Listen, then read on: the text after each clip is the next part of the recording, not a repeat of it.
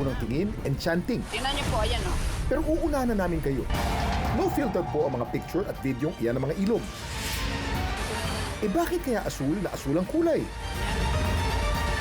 Kulay asul. Tingnan niyo po, ayan o. Naging usap-usapan sa ilang probinsya ang pambihirang tagpong ito kung saan ang kanilang ilog parang magic na naging kulay blue. Natatakot talaga sila doon sa baba. Hindi lang daw ito basta maritesan dahil malaking pangamba ang dinulot nito sa kanila na umaasa sa biyayang tubig ng kanilang lugar. Dito po, kumukuha kami ng isda, talangka, at hipon. Dito na aming ginagawang ulam. Sa probinsya ng North Cotabato, tinuturing na City of Highland Springs ang Kidapawan. Ang pangalan nga mismo ng lugar hango sa mga salitang Manobo na Tida at Pawan. Nang ibig sabihin, Spring at Highland. Bukod sa gateway ito para maakyat ang pinakamataas na mountain peak sa bansa na Mount Apo. Nakaupo ang Kidapawan sa mataas na bahagi ng probinsya na dahilan kaya ang mga freshwater springs dito naggagandahan. Tulad ng Lake Agco na pinagmamalaki ng mga Kidapawenyos dahil sa kulay nitong emerald green. Pero dito sa barangay Nguangan sa Kidapawan, wala mang emerald green lake, malaki pa rin ang pasasalamat nila sa kanilang ilog na bahagi na raw ng pang-araw-araw na buhay ng mga residente. Malaki ang gamit sa tubig. Kasi minsan dito magliligo, maglalaba. Kalimitan sa mga taong maliit lang ang tubig sa bahay, doon talaga maglaba kasi malaki ang tubig. Kaya ganoon na lang daw ang gulat nila nang biglang nagkulay asul ang kanilang ilog. Ngayon lang to na nangyayari dito sa aming barangay. Bakit naging blue? Baka may chemicals na nabuo sa ilog. At nagtagal pa nga raw ito ng ilang araw. Kaya ang mga residente natigil din sa paggamit ng tubig sa ilog. Mabilis din namang tumugon ng lokal na sendro o City Environment and Natural Resources. Ano kaya ang nadiscover nila? Pag-amin ni Mel, may ideya raw sila kung bakit naging asul ang tubig. Hindi raw ito dahil sa mapanganib na kemikal, kundi nagmula sa isang patay na puno ng nara na pinutol at sinibak-sibak ng isang residente. Ano naman ang kinalaman ng nananahimik na puno sa paligid? Ang nara kasi nagtataglay ng tinatawag na tannins at iba pang organic compound na pwedeng kumalat sa tubig kapag nababasa ang puno. Pwede sa dami ng residue na napupunta sa tubig, pwede itong magbago ng kulay. Marahil daw na ang bagaso mula sa pagpuputol ng puno ay napunta sa ilog. Noong bata pa ako, kumukuha din kami ng mga balat ng puno ng nara. Dinidikdik namin para alam mo naman ng mga bata, maghuli ng mga isda. Kaya lumalabas sa mga tinataguan nila. Nasuriin ng sendro, napatunayang ito nga ang sanhi ng pagkukulay asul ng tubig. Napatigil ang pagputol ng nara at pakalipas ang isang linggo, bumalik din daw sa dati ang kulay ng tubig. May panganib kayang dala ang pagbabagong kulay ng ilog. Ang nara po kasi ay isang kahoy na marami pong pigment. Merong brown to reddish pigment. Kung meron po itong other factors na nakahalo, katulad po ng pH, maaari po ito magbago ng kulay, katulad ng color blue. Ito makasama sa kanilang kalusugan.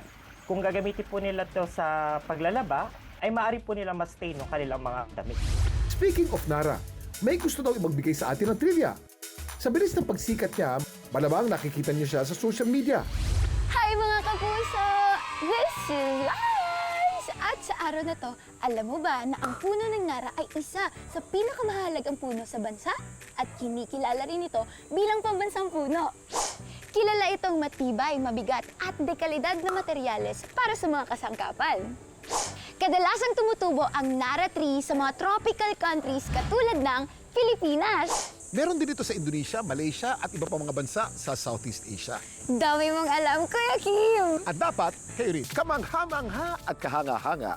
Pinusuan, sinare at community sa interes ng online universe. Pero bakit ka ba nag-viral ang mga video ito? Samahan niyo akong himayin at alamin ang mga kwento sa likod ng mga viral video at trending topic dito lang sa... Ang dami mong alam, Kuya Kim! At dapat, kayo rin, pambihirang pagong na hindi matigas ang bahay o shell sa likod. Okay lang ba kainin? O huli, pero may kulong. Pinapakuha ang ganyang klaseng pagong kasi nga piste na sila kung tawagin. Itong laman niya malambot, tapos mananam. Paano kung yung akala niyong wala na, biglang bumalik? pinapaniwalaan nung unang panahon, 1990s, na siya ay locally extinct. Anong hiwaga ang bumanod sa isang ilog sa Kidapawan at ito'y naging sing-asul ng kalangitan? Tignan niyo po ang kulay nito. Ang sapa namang ito sa Santa Maria, Laguna, naging asul din daw ang kulay. At para bang nahati pa sa dalawang kulay ang tubig. Pero ang sanhi raw nito, hindi nara. Kami po'y kumakain. Nang bigla pong napatingin po kami sa gawing sapa at ilog, kulay asol. Baka ito ay makapinsala sa mga naninirahan dito. Nang suriin daw ito ng opisyales ng barangay, ang kanilang konklusyon, na mula ang kulay sa natapong timba ng pintura. Yun naman pala. Pero wala po siyang amoy.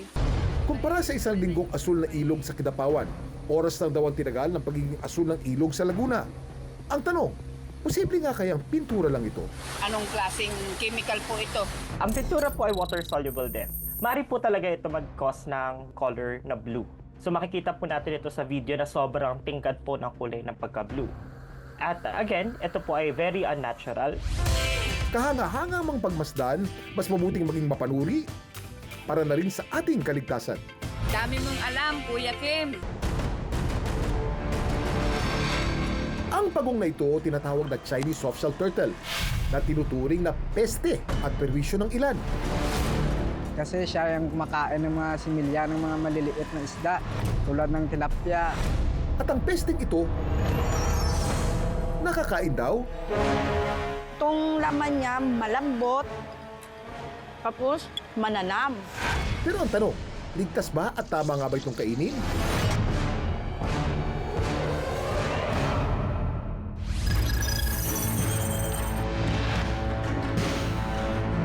Dito sa Negros Occidental, ang Chinese softshell turtle kinakain din daw ng kapuso nating si Jonel, 39 years old. Ang pagkuha niya rito, legal naman daw. Pinapakuha ang mga ganyang klaseng pagong kasi nga sa mga palaisdaan, piste na sila kung tawagin. Si Cristobal, pangingisda ang hanap buhay. Minsan na raw na perwisyo ng ganitong uri ng pagong. Siya yung kumakain ng mga similya ng mga maliliit na isda tulad ng tilapia. Tsaka lahat ng isda, nakain niya. Mga ngagat yan eh. Putulin niya yung kamay mo kapag di ka marunong magkuha niyan. Ang mga pagong na ito nabibilang sa tinatawag na invasive alien species dito sa atin. Doon sa may mga fish pens, pag may nakapasok na isa o dalawa, sobra kasing aggressive. Tapos sobra kasing lakas kumain. Nalulugi. Kaya napansin ng mga nagpapalaki ng mga isda na talagang peste.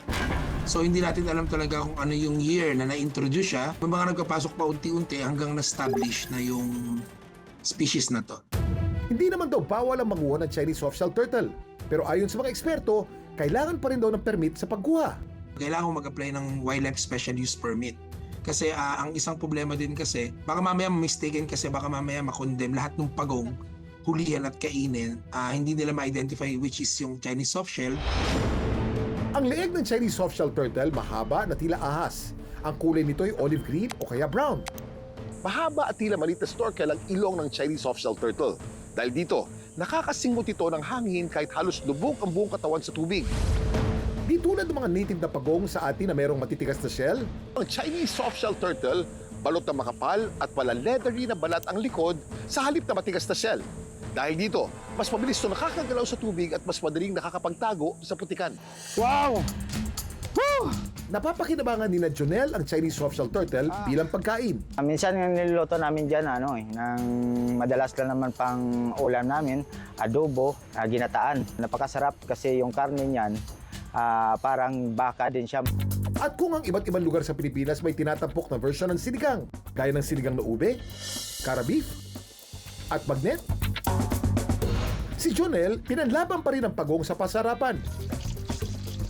Pinrito, Luto na. Napakulo na tayo ng mainit na tubig, no? Salagay na natin yung piniritong pagong, no? pinakuluan at tinimplahan ni Jonel ang karne ng softshell turtle. Nilagyan ng iba't ibang sangkap, saka hinintay na lumambot. Maya-maya lang. Wow! Ang Chinese softshell turtle sinigang, handa na. Itong laman niya malambot, tapos mananam.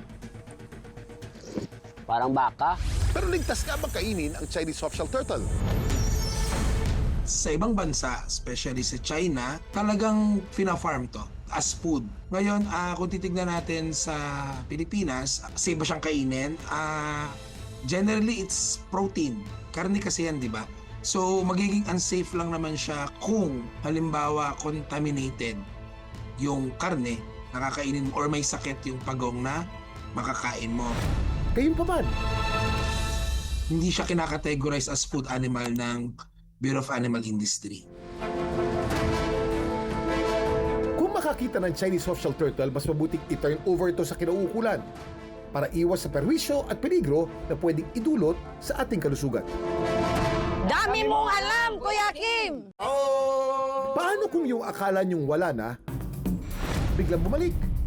Yan ang nakatutuwang kwento ng Philippine brown deer dito sa isla ng Marinduque. Pinapaniwalaan nung unang panahon, 1990s, na siya ay locally extinct.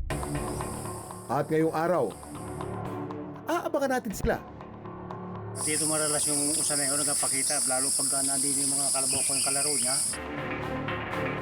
Magpakita kaya ang Philippine brown deer? At ano kaya ang ibig sabihin ng pagbabalik nito? Ang Philippine brown deer o Philippine sambar ay isang endemic na uri ng usa. Ibig sabihin, sa Pilipinas lang ito natural na matatagpuan.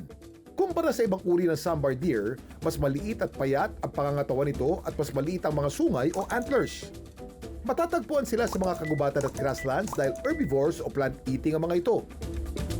Ang Philippine deer ay makikita sa Pulilio, Quezon. Meron po tayo sa Samar and Leyte. Meron po sa Oriental Mindoro.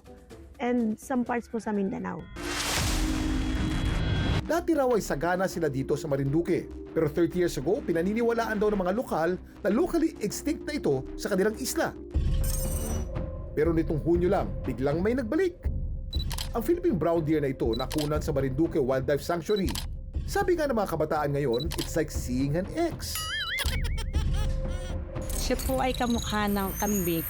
Kaya lamang po magkaiba ang kanilang nung mukha. At saka mas mataas po yung ating usa.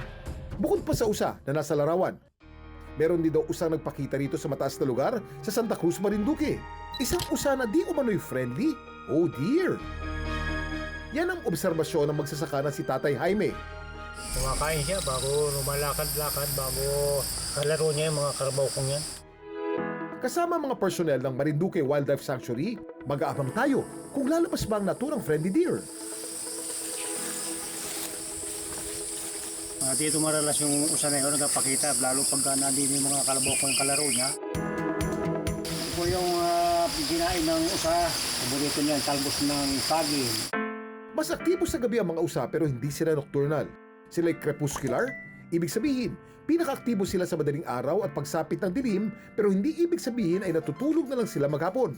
Pwede pa rin daw sila maghanap ng pagkain o kumilos sa ibang oras ng araw, depende sa kanilang kapaligiran. Ang dami mong alam, Kuya Kim! Sa ating pag-aabang, present ang kalabaw ni Tatay Jaime na di umano'y kaibigan ng friendly deer. Pero sa loob ng 2 oras na pag-aabang, wala pa rin usa na lumalabas. Sabi po nung lolo ko may kasamang mga kantong ganyan yan. Pag hanapin ng mga gaya ninyo ay nagatago siya. Napagdesisyon na sanang umalis ng aming team. Nang biglang, may nakuna ng aming drone.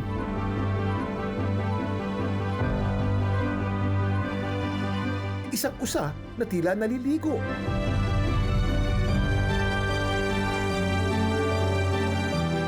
Maya-maya pa ay nagsimula na rin itong kumain. At totoo nga na parang bestie ito ng kalabaw ni Tatay Jaime. Makikita natin yung nagkaroon na sila ng interspecies relationship with the other animal. Ito po nga dito, makikita natin, siya ay nakikipag-interact sa kalabaw. Kanyang friendship na yon, si kalabaw doon sa sa taas. Ang totoo niya, may Philippine brown deer sighting na raw dito sa Marinduque noong pang mga nakaraang taon. Unang nabalita dito sa Marinduque, ang Philippine deer nag-appear accordingly noong 2022. Pagdating po noong 2024, dyan na po mayroon talagang information. Tunay nga bang naging locally extinct sila sa isla? Noong 1990s, hindi po officially declared na locally extinct si Philippine deer dito sa Marinduque. Ito po ay mga sinasabi lang po ng mga residente dito sa Marinduque na matagal na po nilang hindi nakikita si Philippine deer. Ngayong 2026, tinatayang mga 10 usanang nakikita ng mga lokal. Yung conservation effort talaga pong nagiging maayos na. Nakakapagbigay na ng suitable habitat. Nakatutuwang balita ito about our dear friends in Marinduque. Sa ibang parte ng bansa naman, kung saan may mga Philippine brown deer, tuloy-tuloy ang pakikipaglaban nila sa threat sa kanilang population. Sa IUCN Red List of Threatened Species, nakalista sila bilang vulnerable ang status. Ibig sabihin, pakonti na sila ng pakonti. Yung main threat, nadya na po yung, yung panghuhuli, possible na pananakit, at paglapit po. According po sa RA 9147, ay pinagbabawal po ito. Bawal po natin siyang lapitan, bawal po siyang hulihin, at lalo po na bawal siyang saktan. Sana wag nating hayaan na mawala uli sila. Ang dami mong alam, Kuya Kim! Yani! Dito sa bahay ko, makikita natin itong puno ng balete tapos marami mga baging na nakasabit. Akala ng marami, itong mga baging na to ay pinampuno ng balete. Hindi. It's a separate plant. Ang tawag dyan ay Princess Vine. So, hindi ito endemic sa Pilipinas, pero kadalasan, para tulubo ng ganito kakapal, mga 30, 40, 50 years na yan. But it's a separate plant na parasite na nakadapo sa balete. Hindi siya bahagi ng balete.